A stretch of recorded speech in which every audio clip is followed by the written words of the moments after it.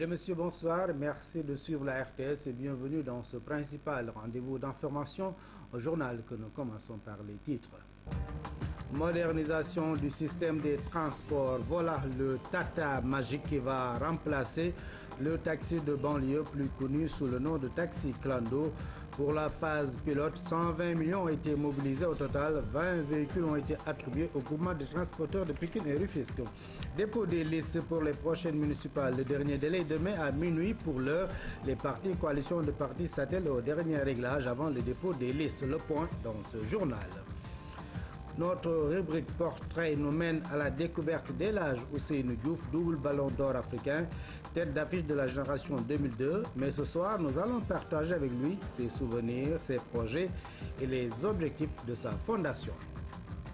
Tout d'abord, la section chimie du laboratoire d'analyse et de contrôle de la division de métrologie de la direction du commerce intérieur sont réhabilités.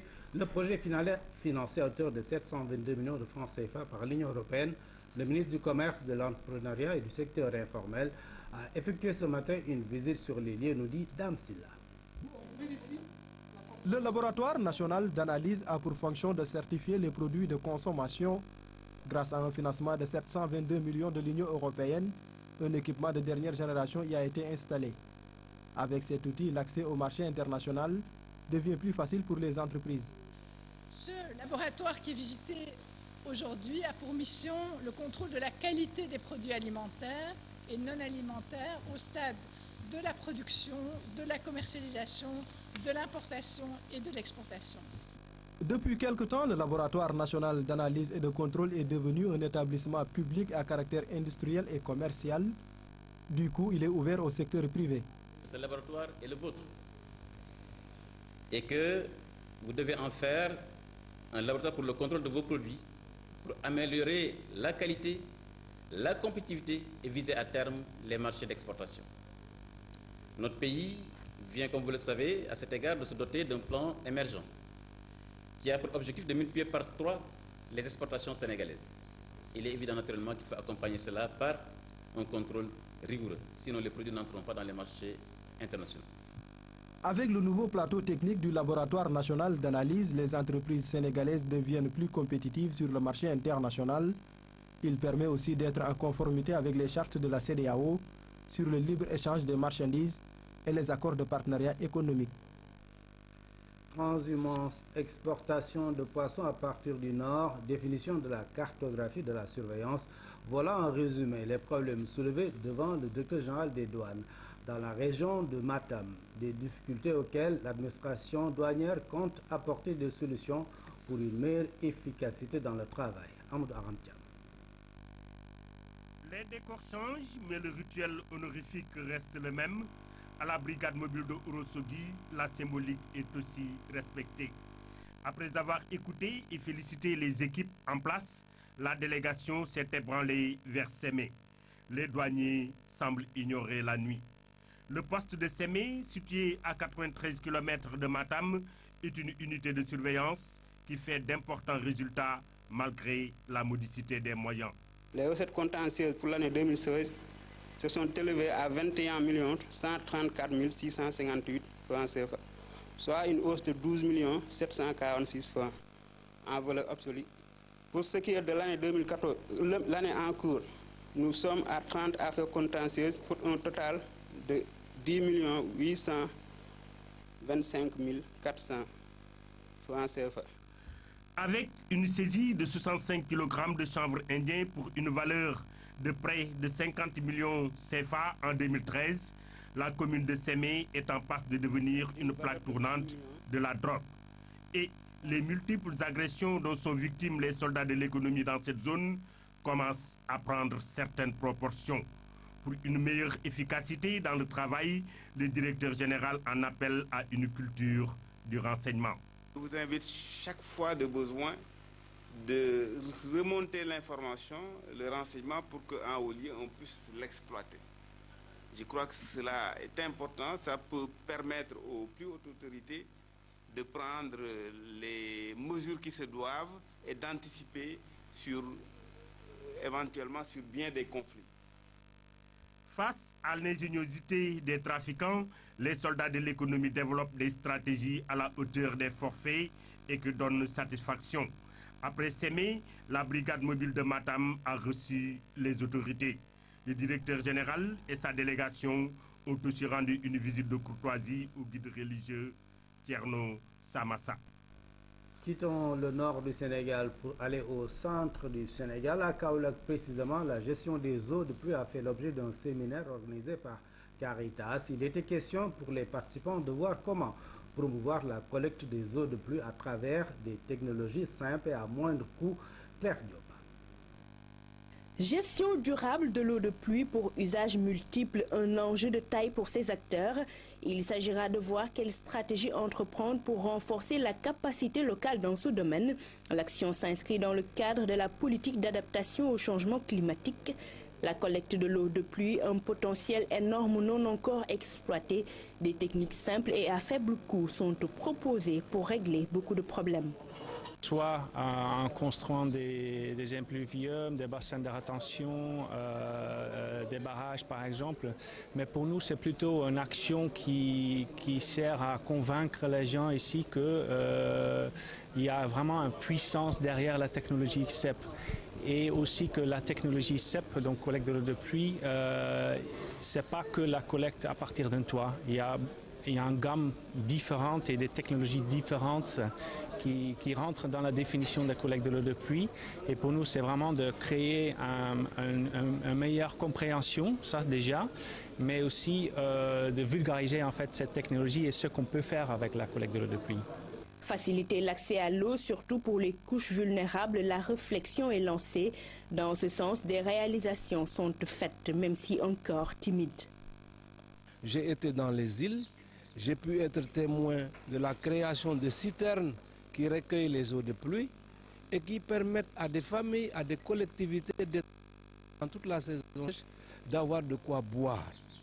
Qu'avec ce séminaire, peut-être qu'on aura encore plus de perspectives de vulgariser ce genre d'opération pour que partout on puisse mieux exploiter les eaux de pluie.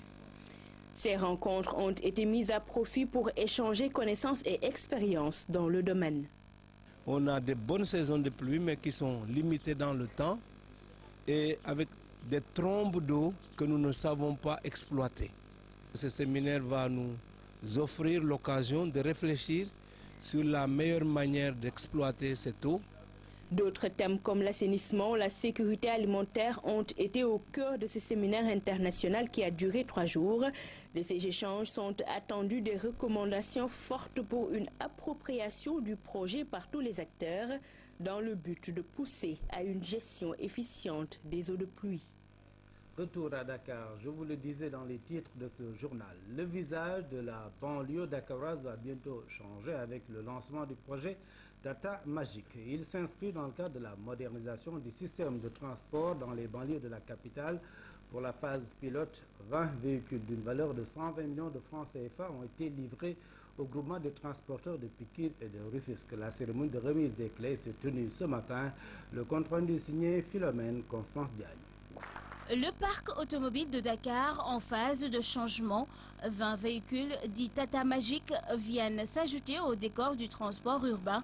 Pour cette phase test, Pikine et Rufisque accueillent le projet. Nous sommes aujourd'hui très contents d'accueillir ce projet. Nous saluons cette belle initiative du président de la République pour tenir compte dans le secteur de la banlieue surtout, des taxis au niveau de la banlieue, qui existe depuis des années. Un secteur très intéressant, quand même mal nécessaire, mais très utile pour la banlieue. Ça nous arrange beaucoup parce que le fait de donner ces véhicules-là à les chauffeurs, vous savez que les transporteurs sont là. Les premiers véhicules qui sont venus ici au Sénégal, soi-disant Tata, c'est les transporteurs qui ont bénéficié sur ces véhicules-là. Et là, ces véhicules qui sont là aujourd'hui devant vous, c'est les chauffeurs qui vont bénéficier pour ce projet. Parce que chaque chauffeur aura sa véhicule. 120 millions de francs CFA ont été injectés dans l'achat des véhicules.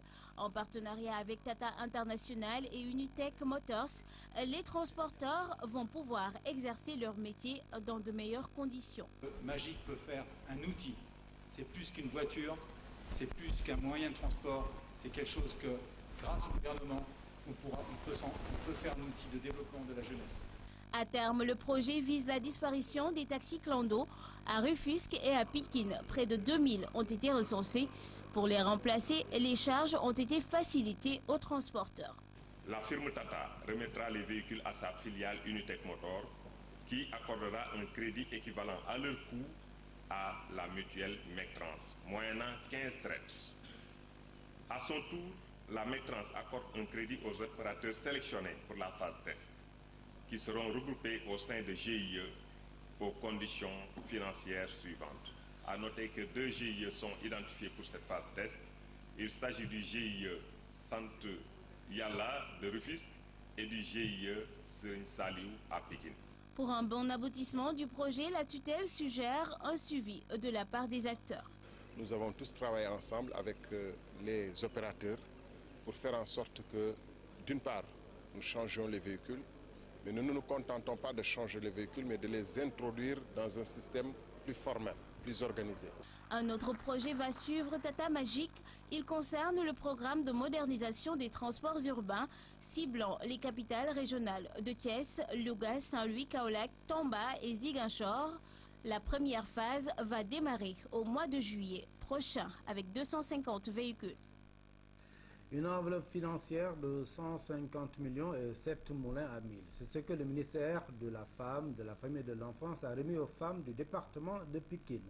Ce financement va permettre de faciliter le travail des femmes. Elle remercie les autorités et demande la construction d'un centre de formation Waligay. La ministre de la Femme, de la Famille et de l'Enfance, Dr Anta Sardiako, accueillit en grande pompe à Pikine. Elle vient remettre des notifications de financement et du matériel d'allègement des travaux aux femmes du département.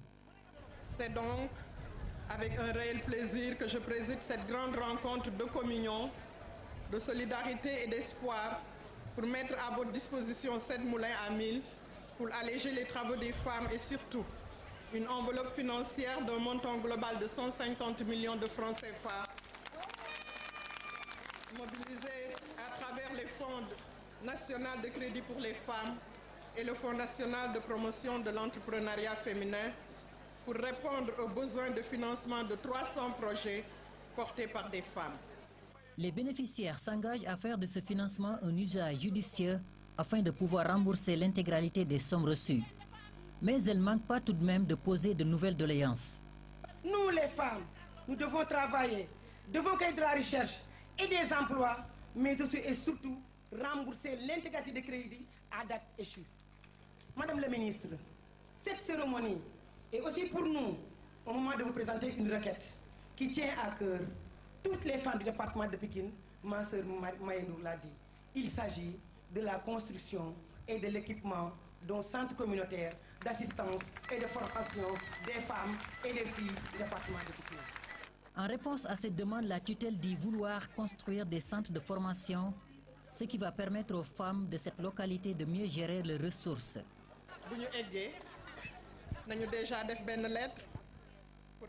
Dans notre prochain budget, nous prévoyons un CELAF pour Pikine. Mais dans l'immédiat, il nous faut juste un terrain. Et nous sommes en train de négocier avec le préfet. Les femmes représentent la majeure partie de la population. Leur participation au processus de création de richesses contribue sans conteste à l'émergence économique du Sénégal. L'université Alioune Diop de Bambey a organisé un forum pour l'insertion de ses diplômés. Les étudiants en licence 3 ou en master 2 ont rencontré à l'occasion de ce forum de grandes entreprises comme Senelec ou encore la douane. L'université a profité de la rencontre pour animer une conférence sur l'insertion des filles dans les métiers des technologies de l'information et de la communication. Hamidi Diop. Les étudiants de l'université Alioune Diop de Bambey face aux représentants de grandes entreprises. L'objectif de ce forum est d'offrir à ces étudiants qui viennent de terminer leurs études la possibilité de faire des simulations d'entretien et d'obtenir des contacts professionnels. Ce forum permet aux étudiants d'avoir une première expérience en simulation d'entretien. Et par la suite, les professionnels chargés de recrutement des entreprises qui sont présentes peuvent leur permettre d'améliorer leur CV, la manière de se tenir pour faire les simulations d'entretien. Et dans un autre temps, les enseignants, le collège pédagogique rencontre aussi ces professionnels pour voir quels sont les axes de partenariat qui permettent de professionnaliser davantage les formations. Avec les informations qu'on a eu à recueillir sur les activités, moi je pense que ça va nous aider quand même à plus réfléchir sur notre plan de carrière. Pour les participants, ce forum est en phase avec la nouvelle politique des entreprises. Alors, ça rejoint un peu la préoccupation de l'État de pouvoir favoriser l'insertion de ces jeunes dont la formation a quand même coûté au trésor public et pour permettre un peu de contribuer au développement des entreprises. À côté du forum, l'université Alioune Diop de Bambey a organisé une conférence sur l'implication des jeunes filles dans les TIC. Selon les intervenants, pour atteindre l'émergence, il est important que les filles s'intéressent au métier des technologies de l'information et de la communication. Le principal frein, ce sont les stéréotypes. C'est des pratiques culturelles qui sont ancrées dans notre vie et qui font que d'habitude, les filles elles-mêmes pensent qu'elles doivent se contenter je dirais pas du bas de l'échelle, mais des métiers inférieurs et n'ont pas besoin d'être dans le secteur des TIC. Un appel est aussi lancé aux universités publiques et aux entreprises pour la promotion des technologies de l'information et de la communication. L'objectif global est de disposer d'un capital humain capable de relever les défis du développement. Nous restons avec les universités, mais cette fois-ci, c'est pour parler de l'université Cheikh Anta Diop de Dakar qui a rendu un hommage vibrant à son illustre parrain.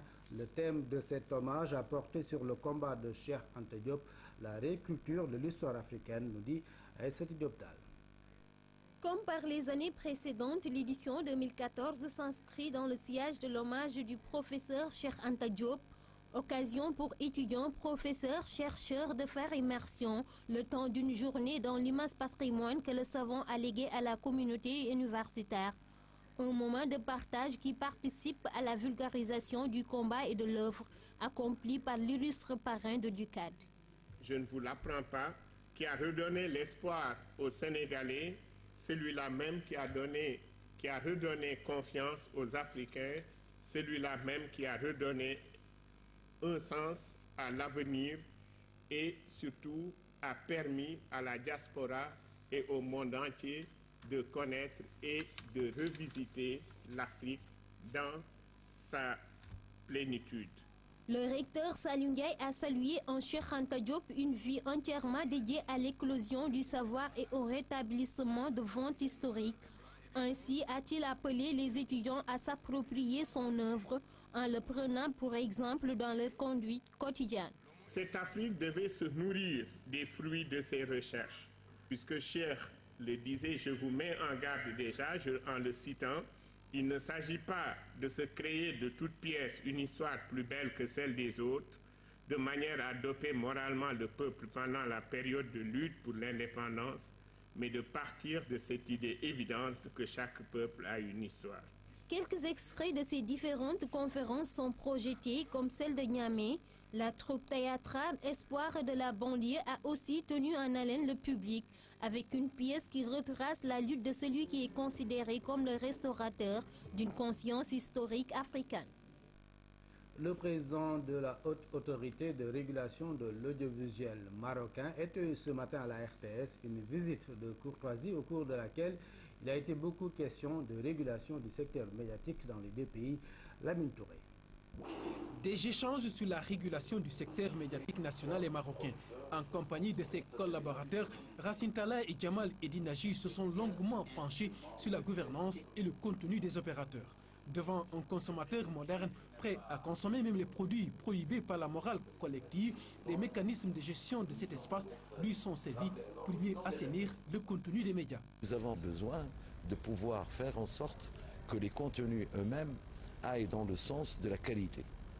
Parce que quand on n'a pas de concurrence, on peut très bien faire habituer les gens à une seule marchandise.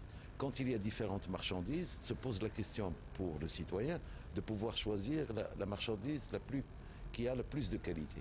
Et la qualité par rapport à quoi? Par rapport à la citoyenneté. Le président de la Haute Autorité de régulation de l'audiovisuel du Maroc s'est entretenu ensuite avec les journalistes. Dans son message, le du jour de la rédaction du journal télévisé a fait part à ses interlocuteurs de l'importance de l'autorégulation. L'autorégulation, pourquoi? C'est comme l'éthique. Pourquoi les journalistes, d'une façon générale, font une charte éthique? Depuis la charte de Munich, par exemple, ou la charte de la Fédération internationale des journalistes. Parce que le seul souci, c'est de pouvoir faire en sorte que la justice ne rentre pas dans leur champ. Donc essayer de préserver au maximum la liberté d'expression et l'exercice de cette liberté d'expression par rapport à la loi. Donc je préfère m'autoréguler, m'autocontrôler, plutôt que d'aller dans tous les sens, parce que dans tous les sens, je vais porter préjudice au contrat social. Le paysage technique de la RTS a été visité et des installations modernes qui ont rassuré les deux partenaires sur l'environnement de travail des agents.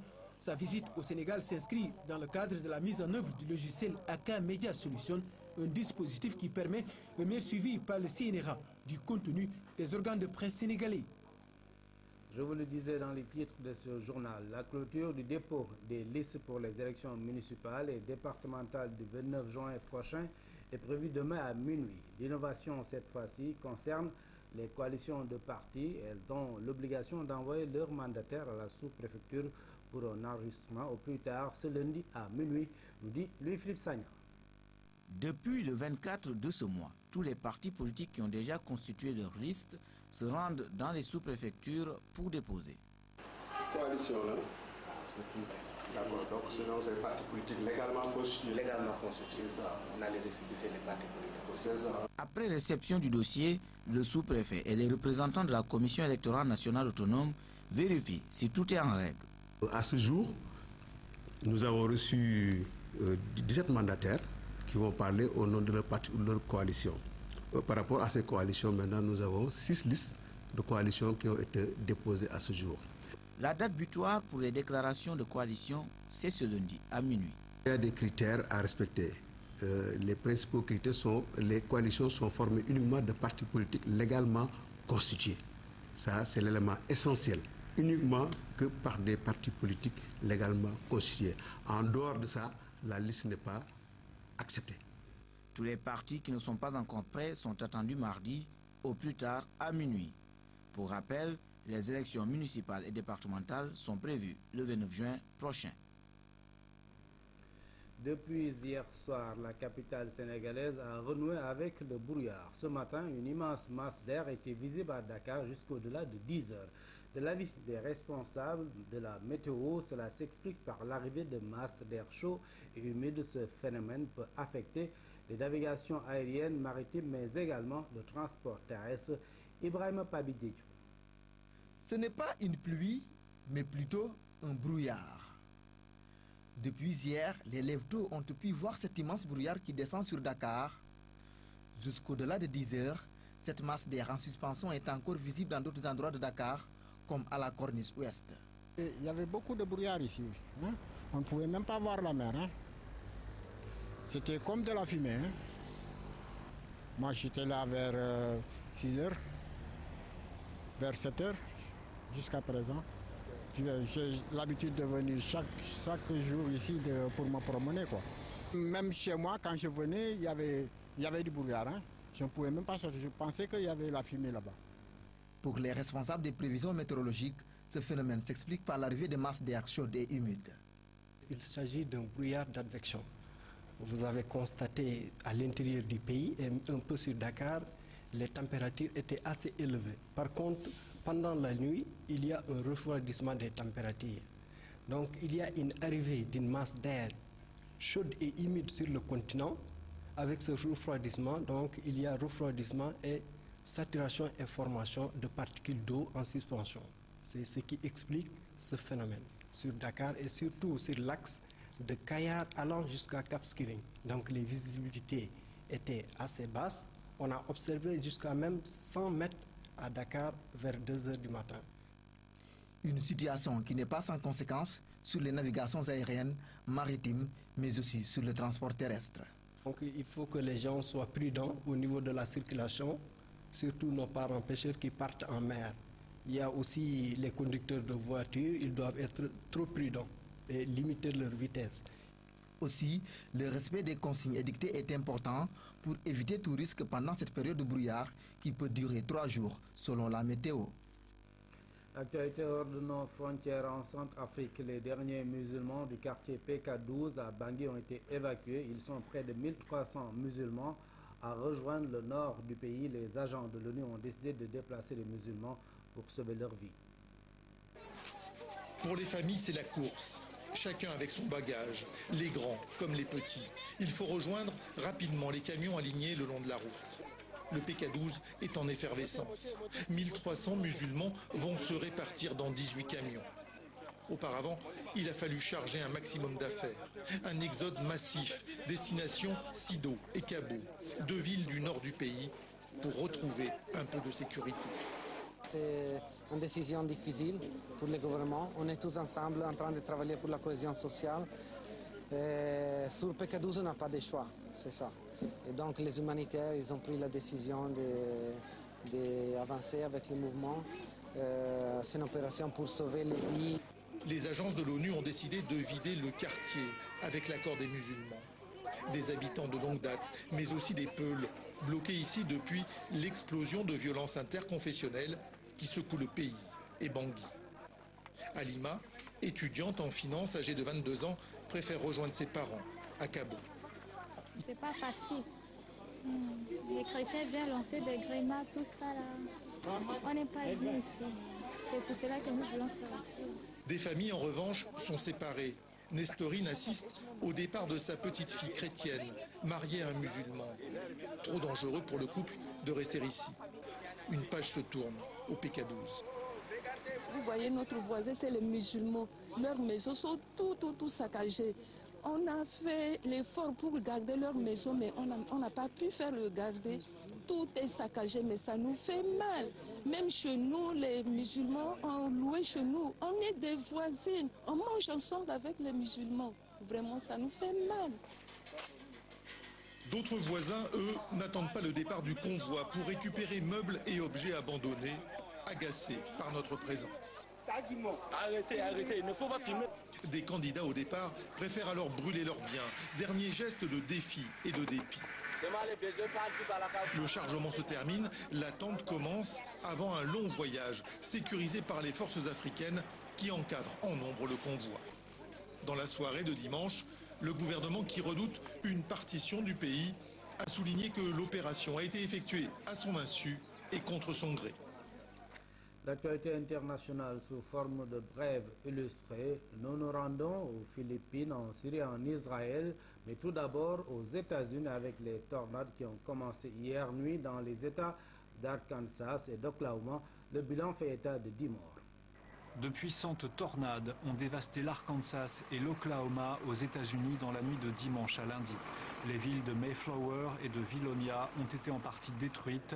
Le bilan est de 18 morts. Les dégâts matériels sont importants. 15 000 foyers sont privés d'électricité.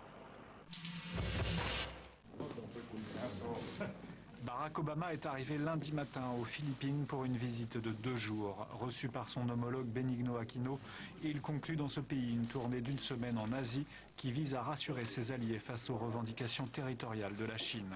Avec les Philippines, les USA ont signé un nouvel accord de défense qui autorisera les troupes américaines ainsi que du matériel de défense à stationner temporairement. Moi, le citoyen Bachar Hafez el-Assad, souhaite me porter candidat au poste de président de la République syrienne. Ainsi commence la lettre adressée au Parlement syrien par celui dont la famille gouverne le pays depuis plus de 40 ans. L'élection présidentielle prévue pour le 3 juin a été qualifiée de farce par l'opposition en exil qui est exclue du scrutin. Les Occidentaux jugent peu crédible une élection dans un pays en pleine guerre civile.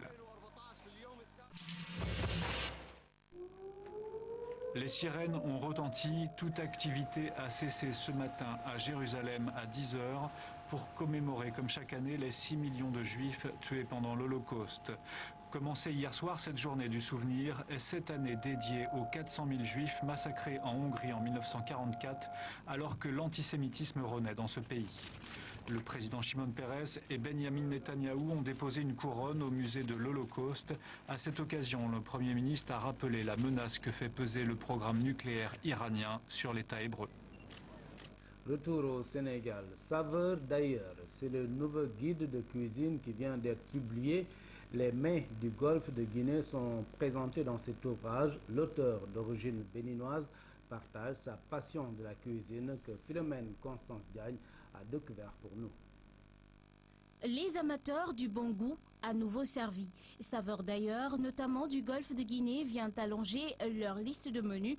Des mets et recettes préparés à base de produits de cette partie de l'Afrique sont exposés dans cet ouvrage. J'avais le projet, je lisais d'autres livres de cuisine et je me régalais. Voilà. Et alors j'ai décidé, bon, on va y arriver. C'est comme ça que je faisais des recettes, je faisais prendre les recettes par-ci, par-là, j'ai rassemblé tout ça et puis voilà.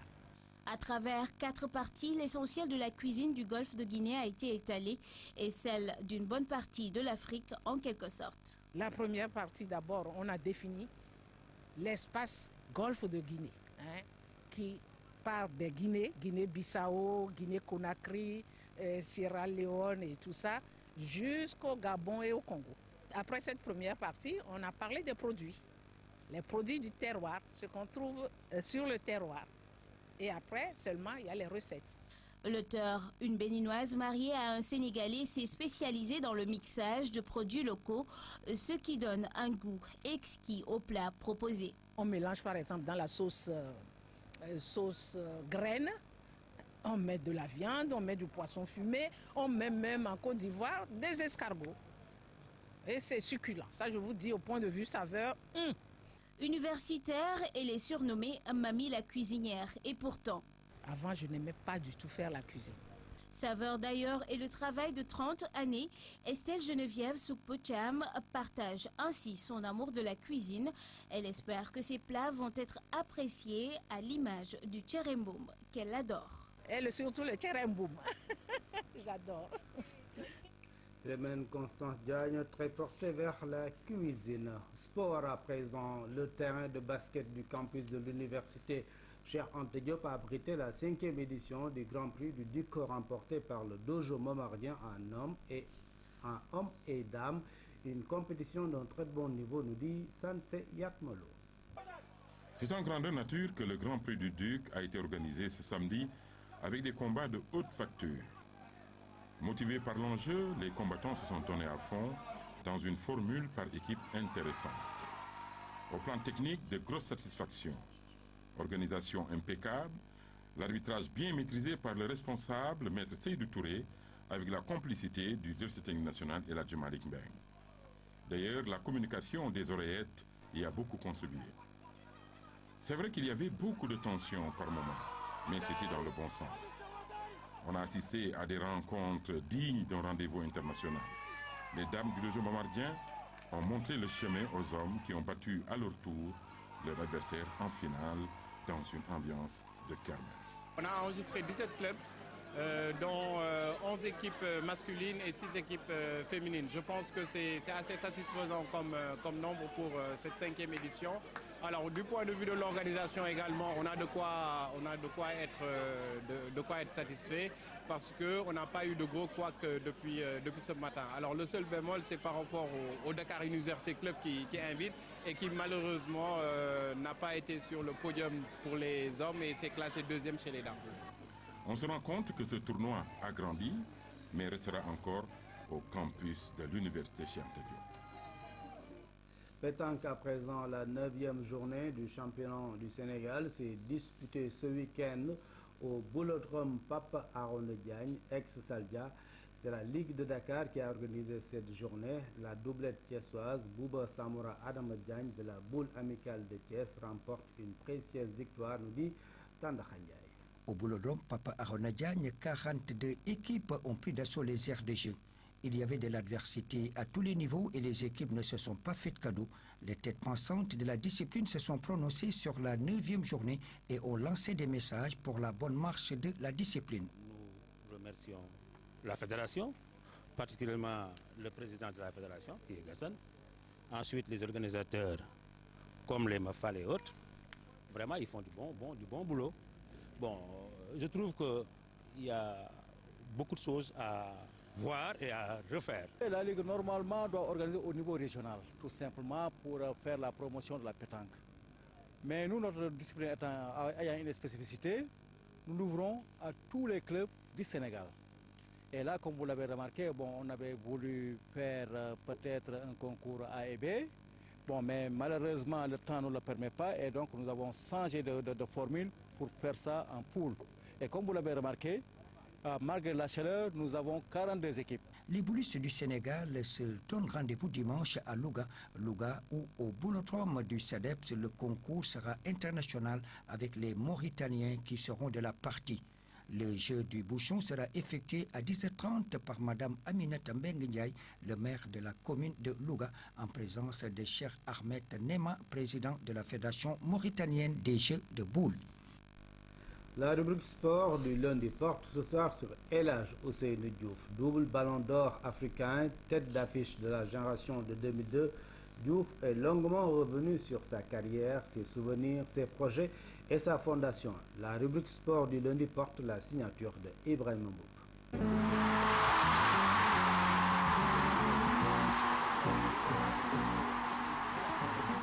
Un talent immense, le seul footballeur sénégalais à avoir remporté le ballon d'or africain en 2001 et 2002. El Hadj Ousseynou Diouf, c'est aussi une carrière professionnelle de 16 ans, 69 sélections avec les Lions, 21 buts inscrits en équipe nationale. Un professeur du ballon au crépuscule de sa carrière à 33 ans, au pays de sa gracieuse majesté. Je suis toujours à Leeds, la preuve, je représente toujours. Je suis toujours à Leeds. C'est vrai que j'avais demandé à venir pour le 4 avril, comme j'étais invité par son Excellence. Et je suis venu comme un bon Sénégalais. Depuis que j'ai commencé ma carrière professionnelle, je n'avais pas eu l'occasion d'être là le 4 avril. Cette année, dès que j'ai eu l'occasion, je suis venu en tant qu'un bon Sénégalais et assister au défilé du 4 avril. Et surtout venir voir aussi ma famille. Cette saison, le 7e meilleur joueur de la Coupe du Monde 2002 n'a joué que 7 matchs avec Leeds United en 2e division anglaise. Diouf, le plus gros transfert de l'histoire du football sénégalais, 10 milliards de francs CFA à son arrivée à Liverpool, a évolué dans une dizaine de clubs en Europe. Pour de nombreux observateurs, sa carrière n'est pas à la dimension de son potentiel. Il y a des gens qui ont joué, qui ont fait 10 ans de professionnalisme, ils n'ont jamais joué 100 matchs ou 50 matchs. Le regret n'existe pas chez moi. Parce que je me dis que, comme on le dit en sénégalais, Yalla moy dogal. Lu Yalla wax nonu la. Man lolou la gëm. Yalla di yonent ba Sëñ Tuubaa lu nu bind sama jëbi nonu la. Awma dara lu may regretter parce que il y a combien de personnes au Sénégal? Je suis le seul ballon d'or et je l'ai gagné 2 fois de suite. Donc pourquoi regretter? Tout ce que je dois dire aujourd'hui, c'est merci à Allah subhanahu wa ta'ala, à son prophète et Serigne Touba. L'ancien joueur de la Linguère de Saint-Louis jette un regard dans le rétroviseur sans regret. Il a joué une finale de Coupe d'Afrique en 2002, une compétition dont il était le meilleur joueur. Son quart de finale en Coupe du Monde et ses 2 ballons d'or resteront dans l'histoire. Mais ce qui l'a le plus marqué dans sa carrière, ce ne sont pas paradoxalement ses performances, mais plutôt la rencontre avec un homme, son idole. Ce qui m'a plus marqué, pour vous dire la vérité, la première fois que j'avais vu Jules Bocandé, moi ça a été mon idole de tous les jours. Je me rappelle quand je suis arrivé en équipe nationale et je l'ai vu la première fois avec Bruno Metsu, je tremblais parce que j'avais rien encore fait. Et Jules était le monument du football sénégalais. J'ai vu Jules comment il a porté le Sénégal, quand il portait le maillot du Sénégal, il se donnait à 900%. Il n'a jamais triché avec le Sénégal. Et moi, c'était mon idole. Je voulais être comme lui. Et je me rappelle quand il avait marqué les 3 buts. Et je regardais ça chez les voisins parce qu'à l'époque, on n'avait pas de télé là où j'habitais. Et ce jour-là, je crois que c'est l'un des plus beaux jours de ma vie. Gilles était tout pour moi. Un père, un frère, un ami et tout ce que vous pouvez imaginer. Connu pour son caractère rebelle et anticonformiste, surnommé le Bad Boy, El Hadj Diouf n'en demeure pas moins un homme préoccupé par le bien-être de ses concitoyens. À travers sa fondation, il s'emploie à rendre service aux plus démunis. Quand j'étais plus jeune, je n'étais pas comme les autres enfants qui étaient trop favorisés. Aujourd'hui, le bon Dieu a fait bien des choses. J'ai tracé ma route, comme on le dit chez nous, alhamdulillah. C'est pour ça qu'aujourd'hui, je me dis tout ce que le sport m'a donné, avec l'aide du bon Dieu, j'essaierai de redonner la moitié aux personnes qui en ont besoin. C'est pour ça que j'ai créé ma fondation pour aider, pour mettre le football et surtout le sport au service du social. Aujourd'hui, El Hadj Diouf compte également investir dans la filière riz pour participer à sa manière au développement du pays. Faire de la politique ne lui traverse pas l'esprit pour le moment. Il pense plutôt passer ses diplômes d'entraîneur, une façon de préparer sa reconversion professionnelle. El Hadj Diouf, une icône du football sénégalais, un portrait signé Ibrahim Mboup. Après ce journal, vous pourrez suivre Galaxy Sport. Au menu de ce soir, le tirage au sort des poules pour les éliminatoires de la CAN Maroc 2015, l'actualité de la Ligue 1 foot. El Hadj Diouf qui parle de ses projets en basket. Gorgui Sy Dieng revient sur sa saison en NBA. En handball, zoom sur le saltigué de Rufisque, Thierno Dramé et Ibrahim Mboup reçoivent Aliou Kandji, entraîneur de football, et Mamadou Ba, président de la fédération de tir. Mesdames et messieurs, c'était tout pour cette édition de 20h au Sénégal ou à l'étranger. Merci de nous avoir suivis et bonsoir.